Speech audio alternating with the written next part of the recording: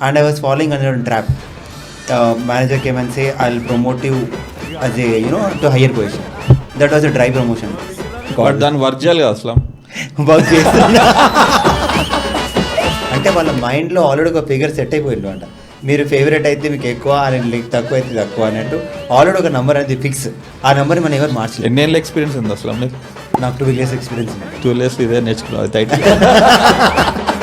లక్కీలు ఏంటంటే నేను ఇప్పుడు హైయర్ ఎండ్లో ఉన్నాను అనమాట. సో చెప్పు అసలు నీకు ఎట్లా వచ్చినాయి ఆపర్చునిటీస్ నీకు అసలు? ఇప్పుడు కూడా వస్తున్నాయి అనుకుంటా. ఇప్పుడు కూడా జాయిన్ మంచి పెద్ద హై కొట్టిండు అయినా కూడా is ready to again move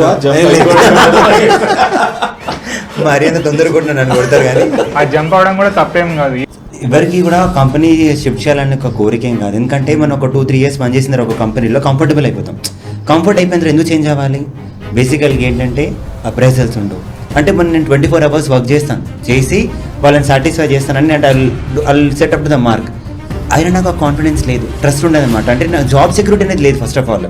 అంటే మనం ఎంత పని చేసినా కూడా రేపు మమ్మల్ని తీయాలని గ్యారెంటీ ఏం లేదు. ఒక్కసారి ప్రాజెక్ట్ ఒకవేళ మూవ్ అవుట్ అయిపోయింది, లేకపోతే ఎనీ ఆఫ్ ద రీజన్స్ ఒకవేళ పక్కకు పెడితే అది ఎవరైనా సరే వెళ్ళిపోవాల్సిందే. ఫర్ ఎగ్జాంపుల్ అనుకోండి, ఒక నేను 16 hours పని చేస్తాను, గంటలు పని చేయాలని కదా అంటాడు, ఆయనకి వచ్చే ప్రాఫిట్ అంటాడు. కానీ 16 hours పని చేసినానికి 8 hours పని చేసినానికి హైక్ దట్ ఎంత ఉంది తెలుసా? ఆ 8% ఆ డిఫరెన్స్ 8% కూడా ఉండదు, మహా అంటే 2-3% ఉంటుంది. అంటే ఒక 2-3% కోసం మనం ఇన్ని గంటలు ఎక్స్ట్రా పని చేయాలా? అవసరం లేదు. అంటే ఎక్కువ వర్క్ చేస్తే ఆఫీస్లో బాగా పని చేస్తున్నాను కాదు. ఈ హైదరాబాద్లో ఇప్పుడు మనకి ఐటీ కంపెనీస్ చాలా వచ్చేసినాయి కదా, ఎట్లా ఉంది మన ఆపర్చునిటీస్? చాలా బాగుంది, చాలా మంది చూస్తున్నాం కదా. Do you think companies are loyal or the people are loyal? They both are not loyal and even they are not to be expected to be loyal.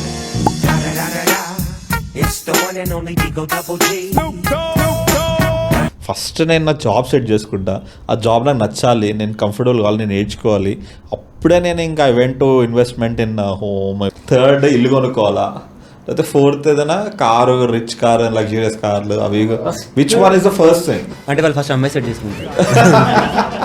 కాలేజ్లో ఫస్ట్ అమ్మాయి సెట్ చేసుకుంటారు, దాంట్లో జాబ్కి వస్తారు అనమాట. ఈరోజు లైక్ మనకు వేరే సెషన్స్ ప్లాన్ చేస్తాం కదా సాటర్డే. ఒక స్టూడెంట్ దగ్గరికి వచ్చి అనమాట, జస్ట్ నార్మల్ క్యాజువల్ కానీ జరుగుతుంది.